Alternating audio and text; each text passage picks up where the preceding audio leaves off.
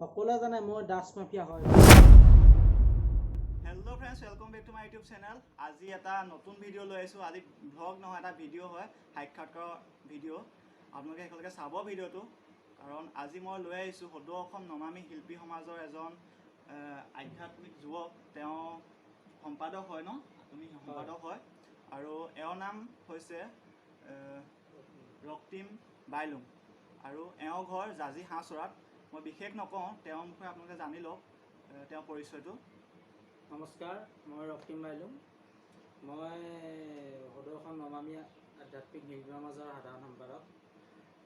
আজি তোমালোক অহাৰ বাবে অশেষ ধন্যবাদ।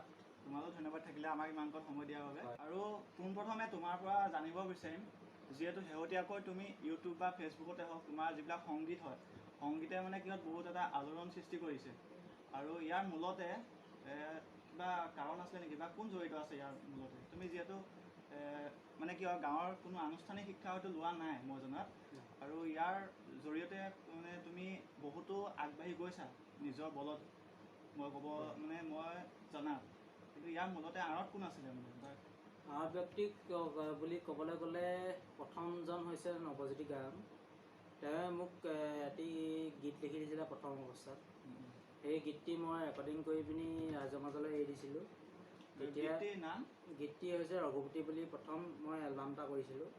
সেই গীতটিৰ পৰাই মোক মানুহে চিনি পোৱা বা মই হৈছিলোঁ আৰু তেনেকুৱা। সেই গীতটোৱে প্ৰথম ইউটিউব ফেচবুকত ভাইৰেল হৈছিলে। তাৰপিছতে আৰু তোমাৰ পাছত আৰু তেনেকুৱা ধৰণৰ মানে আগবাঢ়ি যাব গৈছে। আৰু তাৰপিছতে মই বিশেষকৈ মই দিহানাম আৰু ভাওনা সংস্কৃতিৰ লগতে জড়িত। তাৰ পৰা আৰু এভাগ গীত কৰিছিলোঁ মই, কাষে চবাইতে নাও বুলি এটা দিহানাম কৰিছিলোঁ, ভক্তিমূলক গীত। সেইটোও মোৰ নৱজ্যোতি গায়নে কথা আৰু সুৰ কৰি দিছিলে। সেই গীতটো এতিয়া বৰ্তমান চলি আছে। তেনেকৈয়ে কৰি গৈছোঁ কাম, আগলৈও কৰি যাম বুলি আশা ৰাখিছোঁ। আৰু তোমাৰ মানে কি হয়, যিটো তুমি এনেকৈ আগবাঢ়ি গৈছা, প্ৰথমতে মানে তুমি কেনেদৰে ভাবিছিলা, মানে এইটো আইডিয়াটো কেনেকৈ আহিলে মনত, যে এনেকৈ যিটো প্ৰতিভা তোমাৰ আছে, কেনেকৈ আহিছিলে? প্ৰথম অৱস্থাত একো নাই। প্ৰথম অৱস্থাত মই মানে নেগেৰা বজাইছিলোঁ, বাদ্য বজাইছিলোঁ নেগেৰা মানে গাঁৱৰ গোপিনীসকলৰ লগত, মানে গাঁৱতে ভাদ মাহত যেতিয়া নাম হয় তেতিয়া মই নেগেৰা বজাওঁগৈ নামঘৰত গৈ। তাৰ পৰাই মানে নেগেৰা বজালোঁ, তাৰপৰা ভাওনা কৰিলোঁ। ভাওনা কৰাৰ পিছত আকৌ নৱজ্যোতি দাৰ মানে লগতে সহযোগ কৰি মই দিহানামত গ'লোঁ। গৈ পিনি মানে এনেকৈ কিছুমান মানে শিকিলোঁ আৰু বহুতখিনি বস্তু, মানে যেনেকৈ কৰিব লাগে, কথা সুৰ যেনেকৈ চব শিকিলোঁ।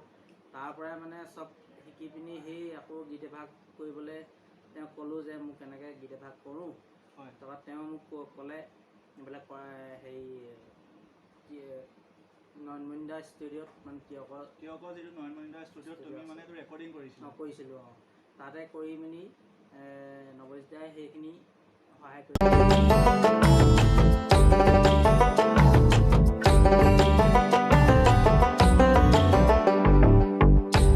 হৰি নাৰায়ণ দিয়া তুমি দৰ্শন, তোমাতেই কৰিলো অৰ্পণ। হে অন্তৰ জামি মই মোৰ সমতি, হে অন্তৰ জামি মই মোৰ সমতি, তোমাতেই পখিলো শৰণ। হৰি মোৰ তোমাতে পখিলো শৰণ। ৰঘুপতি ৰাঘৱ ৰাজাৰাম, পতিত পাবন সীতাৰাম। ৰঘুপতি ৰাঘৱ ৰাজাৰাম, পতিত পাবন। শেহতীয়াকৈ মানে দেখিব পাইছোঁ তোমাৰ ফেচবুক আৰু ইউটিউবত ড্ৰাগছ মাফিয়া নামৰ এখন শ্বৰ্ট ফিল্ম আহিছে বুলি জানিছোঁ। আৰু তাৰ ওপৰত তুমি কি ক'বা? মানে তুমিতো হয়তো, মই প্ৰথম ভাবিছোঁ তুমি ড্ৰাগছ মাফিয়া হয়, কিন্তু পাছত গম পাইছোঁ যে শ্বৰ্ট ফিল্মখনৰ নাম ড্ৰাগছ মাফিয়া। হয়, মই ড্ৰাগছ মাফিয়া হয়, কিন্তু প্ৰকৃততে মই অভিনয়হে কৰিছোঁ সেই চুটি ছবি।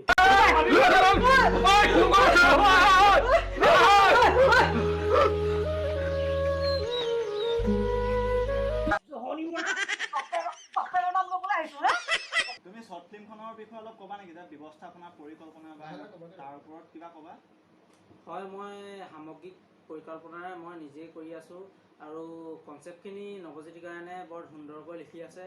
আমাৰ যিসকল আমাৰ গ্ৰুপৰ ল'ৰা আছে, যিসকল সদস্য আছে, সেইসকলে বৰ সুন্দৰকৈ আমাৰ গোটেই কামখিনি কৰি আছে। আৰু অতি কম দিনৰ ভিতৰতে আপোনালোকৰ মাজলৈ এই শ্বৰ্ট ফিল্মখন আমি আগুৱাই দিম বুলি আশা ৰাখিছোঁ।